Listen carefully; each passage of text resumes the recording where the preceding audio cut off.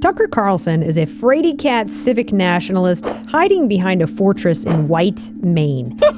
He circles the white nationalist fire like a man who feels the 2026 heat but won't jump in. He shows you the open borders slaughter, even if it makes our own country poorer and dirtier and more divided. He names the lie that diversity is our strength. How precisely is diversity our strength? The less we have in common, the stronger we are?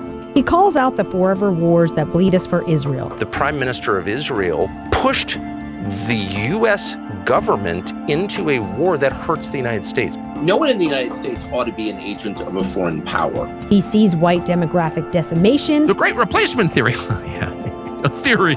And offers what?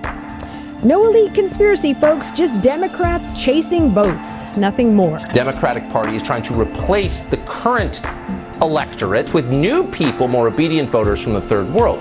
There is a strong political component to the Democratic Party's immigration policy. And they say out loud, we are doing this because it helps us to win elections. This is happening in every white country on earth, not just blue states, not just America. Sweden, Australia, Canada, Britain, same script, same replacement. I'm an American. No!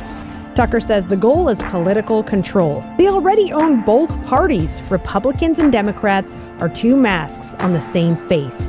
Jared Taylor warned us long ago, import the third world, become the third world. Tucker won't even interview that man. You can cry cheap labor and low birth rates until you're blue in the face. There's really only one objective in life, and that's reproduction.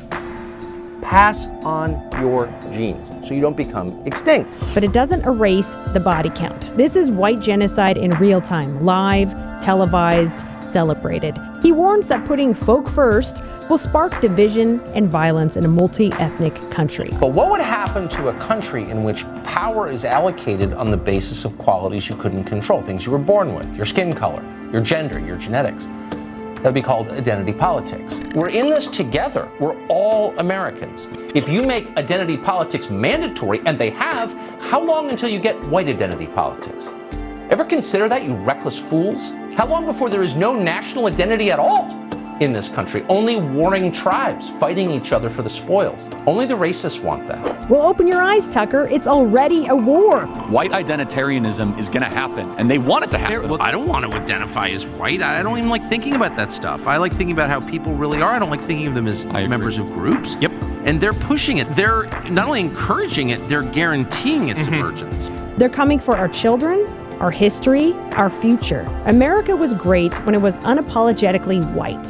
You're arguing against the very firewall that kept the peace. So the United States is becoming non-white. Whites are going to be in the minorities. So what that means is you're going to get at some point, probably in my lifetime, people standing up and saying, I represent white people. I'm the candidate of the white voter. Right. And I just want to say on the record that I'm going to tell that person to fuck off is a Nazi idea. Bruh. And I'm totally opposed to it. And I will be opposed to it when it happens to me. When and this will happen. Someone's going to, oh, white people. And I'm going to be like, I don't even know you, dude. What's his big brain fix? Merit-based policy. There was only one answer to rising racial tension, which is work toward colorblind meritocracy. And the American way of life is meritocracy. Judge me by the content of my character, not the color of my skin. Translation: replace us slower with better paperwork and slightly smarter people. Still replacement, still erasure. The only solution is raw, unapologetic white nationalism, ethnic nationalism, every people in their own house, their own lane, their own destiny. I don't care about their problems anymore. I care about ours, our blood, our land, our legacy. We won't negotiate with our own extinction, and that begins with clear boundaries. Time to unburden the white man. Time to stop surviving and start living.